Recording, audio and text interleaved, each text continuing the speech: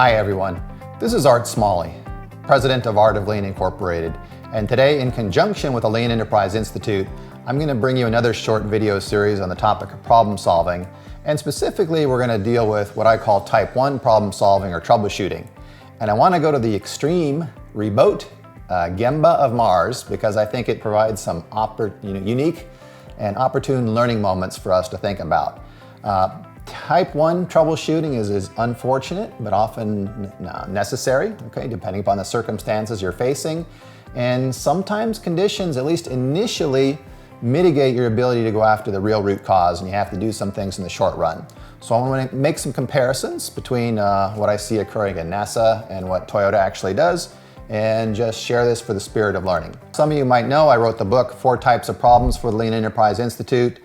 And the quick summary of that is I break problem solving up into 4 types, at least from my experiences at Toyota. Everyone's mileage may vary slightly, but there is a very distinct troubleshooting flavor of problem solving, very good, empowered frontline troubleshooting, which they do with the and-on system, and thousands of workers are making small problems go away, resolved during the course of a normal working shift. A level up from that are what we call deeper dive type 2 or gap from standard problems, where you really, in a more rigorous fashion, collect facts and data, observation, go after a truer root cause and prevent recurrence. Sometimes there's a type 3. We don't have a problem. We're at a current state of 100%. We're very good. We're green. But still, conditions and competitions require us to go to a higher level over time. So even though we're at 100% productivity, we'll set an aspirational goal of, say, 105%, 107%, and go after that during the course of a year, incrementally tweaking existing things.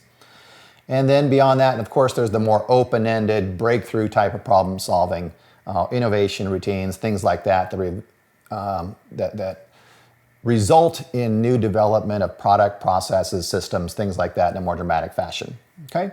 So all 4 are important, and I think the one probably least understood at Toyota is type 1 troubleshooting. Now, type 1 troubleshooting, sometimes you design a way to go after it like Toyota does. You have an and-on system, you have condition-based sensors, timing-based sensors, human sensors that pull the cord, push a button and stop it, stop the line, so to speak, at small abnormalities and solve the problems rapidly. But sometimes type 1 problems find you. You don't go looking for them. They find you. And they often fall into what I call 3 categories. Okay? One category deals with the time factor that's out of your control. So proverbial, I use the house on fire analogy here. House is on fire. You're not having a team meeting to define the problem or collect data or brainstorm what somebody might think the root cause is or a goal should be. You put out the fire. The firemen put out the fire, protect you, get you to safety. A later point in time kicks in, slightly later, and they go after the details, the facts, the root cause, and try and obviously prevent it from recurring, establish the why. There's sometimes things out of your control. So imagine you're a doctor in the ER, patient comes in, they have a heart attack or blocked arteries, okay, clogged or blocked arteries, and they've had a condition which requires surgery, and you gotta clean out the blockage, remove the plaque, and then maybe put a stent or something in there to help the patient. But the problem is, as good and as fine as that medical science is, it doesn't always get after the root cause. That plaque may build up again. It might be diet, it might be lifestyle, it might be stress, it might be genetic, hereditary conditions. A variety of things that are the true root cause still might be in play out there. And that very often happens in medicine and in a lot of situations. Third, then there's also this remote case of environmental factors, extreme environment, where you can't really go and see. You can't ascertain the root cause sometimes, at least in the short term, okay? Short term, remember?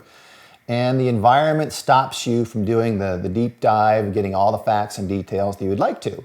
And the planet Mars and the NASA missions are an example of that I want to go through because I think they are unique learning opportunities.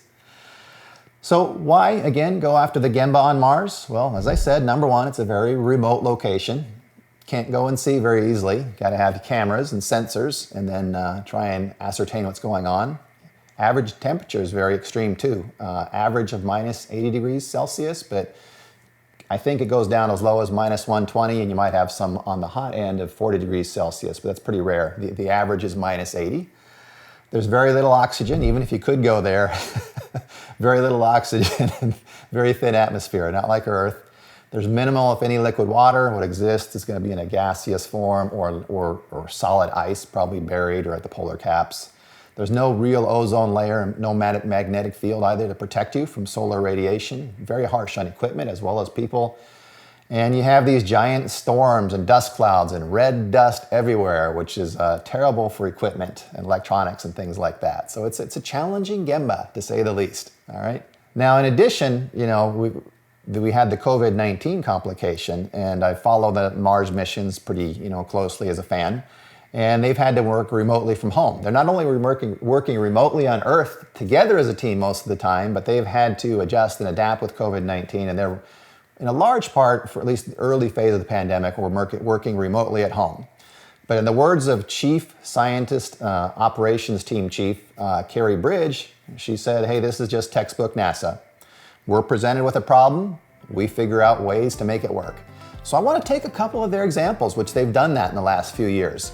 Ways to make things work, and I'm going to argue they didn't necessarily get the root cause, and we couldn't get it without a manned mission.